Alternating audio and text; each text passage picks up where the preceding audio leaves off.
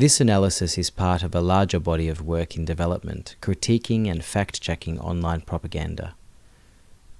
This is an analysis and critique of an extract taken from a speech given by Ben Shapiro at David Horowitz's Wednesday Morning Club at the David Horowitz Freedom Center in 2014. Point one is, how do we reach the low information populace when we can't get around the media and we can't get the information out? And for those of us who have friends who are low information voting Democrats, who think they're Democrats because they don't understand what it means now, what in a sentence or two This is the right question. Say to them? This is totally the right question.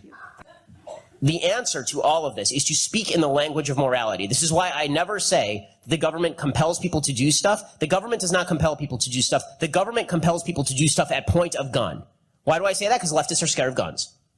Right? When we say the government compels things, people say, oh, well, compulsion. Well, that's just like taxes, right? No. That's somebody coming to your house in the middle of the night with a SWAT team, with a gun, pointing it at you and dragging you off to prison for not doing what they want. Right? That is what we are facing. This is fear-mongering.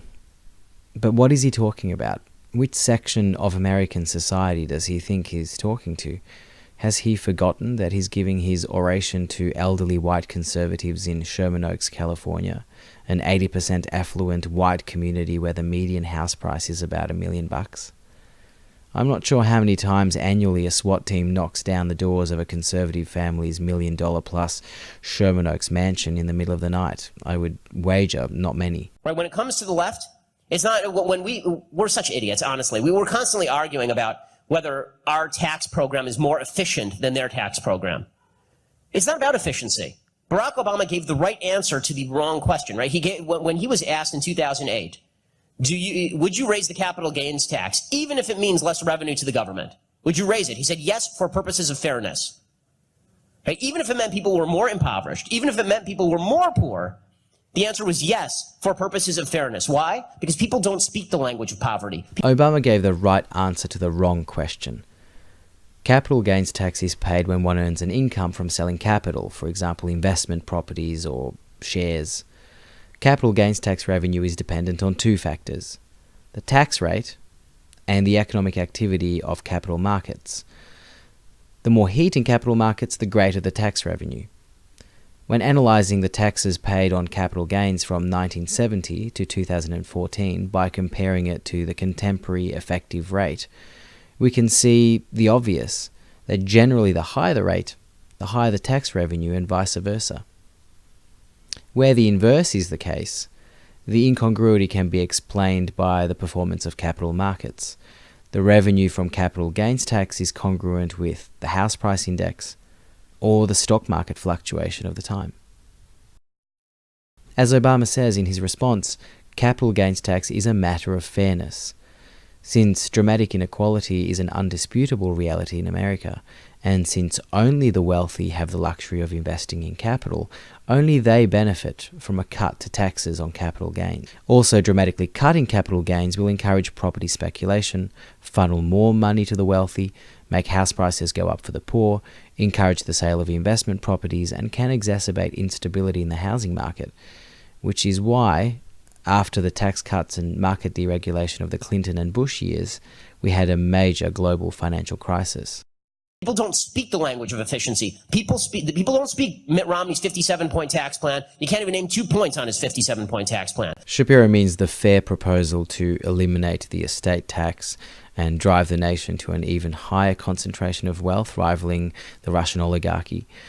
The one that sought to repeal the regulations on Wall Street that may prevent another imminent financial crisis. The one that wanted to reduce the corporate income tax rate and just generally hand wealthy Americans even more money by essentially cutting welfare for the most vulnerable. That's the particular tax plan. People speak the language of fairness and justice and morality. They want to think that they're right and the other guy is wrong. They want to have a feeling of, in many cases, unearned moral superiority based on their opposition to things. This is why everybody was getting off ripping on Donald Sterling for being a crazy old racist coot. Did they accomplish anything? No. But they felt real good because they got to go around telling all their friends that Donald Sterling was a racist old coot. Right? This is what they do. He seems to be trivializing Donald Sterling's racism here. It's a little bizarre. So Sterling is the former owner of the LA Clippers basketball team, who is a bigot and was recorded saying to his girlfriend, "Don't bring black people to my games." Are we trivializing this kind of racism? It sounds like Shapiro is saying, well, what's the big deal?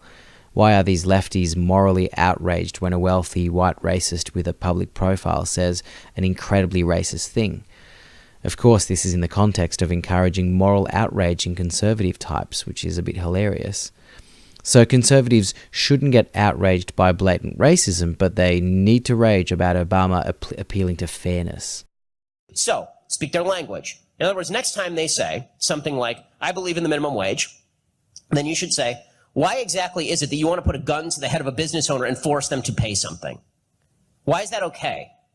Why isn't that violative of basic principles of consent?" Like you over here, you like gay marriage because you say that two men should be able to wed each other, but those two men shouldn't be able to do business with each other in a mutually agreed relationship?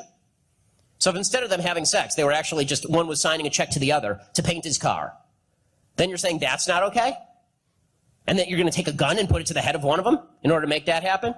It's because you're a totalitarian. This is unintelligible here. It's unclear what he's talking about. Taxation and a minimum wage do not preclude commerce, car painting or otherwise.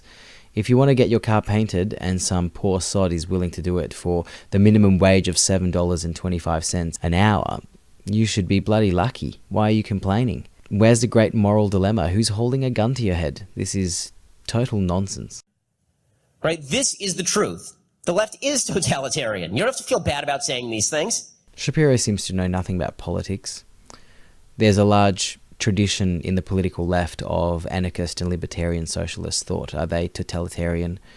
Are social democracies of Scandinavia totalitarian? Is that the real racists are and always have been folks on the left. Quote, "The real racists are and always have been folks on the left," unquote.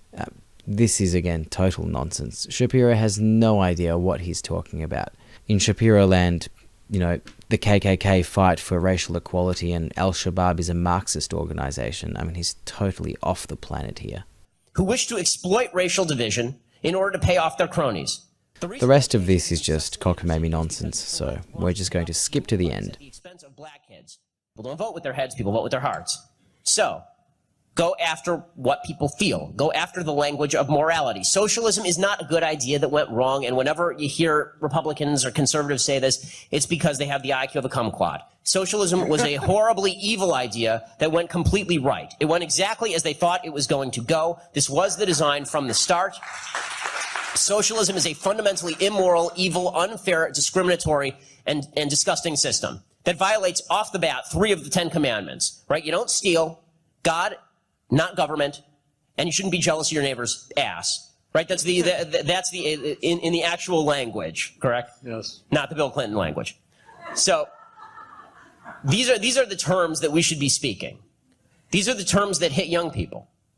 Because young people nobody has the time to read all of the entire editorial page of the Wall Street Journal. Nobody does. Everybody's attention span is 5 seconds long. So if you can't make people feel good about being conservative, make them feel really, really bad about being leftist. You know why? They deserve to feel bad about being leftist. They're siding with an evil ideology. So this is elementary propaganda. The Nazis also understood the power of demonizing and dehumanizing your ideological enemies, appealing to society's fears and irrational emotional instincts. And they also knew the importance of inculcating youth with simple slogans. Also, just for the record, fascism is a far-right ideology.